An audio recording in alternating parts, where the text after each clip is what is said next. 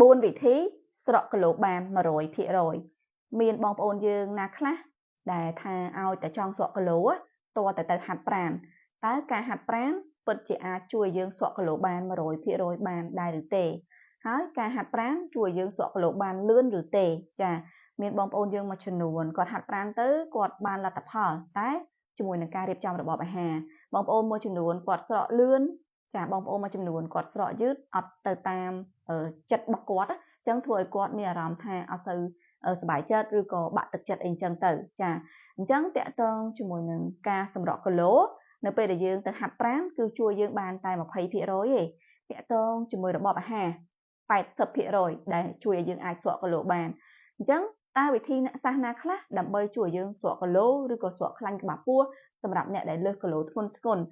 តងជាមួយរបបអាហារហ្នឹងមាន4ចំណុចចាចំណុចទី1គឺយើងត្រូវកាត់បន្ថយអាហារដែលមានរសជាតិផ្អែមពពួកអាហារដែលមានជាតិផ្អែមគ្រប់ប្រភេទមិនថានំផ្អែមឬក៏ភេសជ្ជៈផ្អែមទេចាអាហារដែលមានរសជាតិដិតចារសជាតិប្រៃចាទាំងអស់ហ្នឹងឯងដែលធ្វើយើងពិបាកក្នុងការសម្រក់គីឡូយើងកាន់តែញ៉ាំយើងកាន់តែឃ្លានហើយញ៉ាំមួយថ្ងៃទៅមួយថ្ងៃកាន់តែច្រើនទៀតចាជាមួយនឹងអាហារដែលមានជាតិម្សៅដូចពពួកបាយនំប៉័ងមីគុយទាវអីហ្នឹងយើងត្រូវកាត់បន្ថយវាចេញចាចំណុចទី2គឺយើងត្រូវផ្ដោតទៅលើការញ៉ាំអាហារដែលសម្បូរទៅដោយកាកសរសៃចាកាកសរសៃស្ថិតនៅក្នុងបន្លែពណ៌បៃតង fiber ជាតិខ្លាញ់ល្អហើយជាមួយនឹងជាពិសេសនោះគឺសម្បូរទៅដោយប្រូតេអ៊ីនចាចឹងបងប្អូនទាំងអស់គ្នាអាច search នៅក្នុង Google បន្ថែមទៅអាហារដែលសម្បូរប្រូតេអ៊ីនមានអីខ្លះដូចពពួកតៅហ៊ូពងមាន់ពងទាសាច់គ្រប់ប្រភេទចាហើយចំណុចទី3គឺផ្ដោតទៅលើការញ៉ាំទឹកឲ្យបានគ្រប់គ្រាន់តាមតម្រូវការរាងកាយតើអ្នកទាំងអស់គ្នាទម្ងន់ប្រមាណចាដោយមនុស្សស្រីយកទម្ងន់ខ្លួនឯងទៅគុណនឹង 0.04 ទៅឃើញចំនួនទឹកដែលត្រូវញ៉ាំហើយសម្រាប់មនុស្សប្រុសយកទម្ងន់ខ្លួនឯងទៅគុណនឹង 0.05 ឃើញចំនួនទឹកដែលត្រូវញ៉ាំដូចគ្នាចាចំណុចទី4ចុងក្រោយគឺត្រូវធ្វើ IS ចាគឺត្រូវចេះ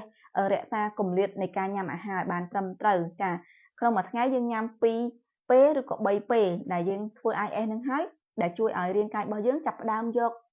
ខ្លាញ់ដែល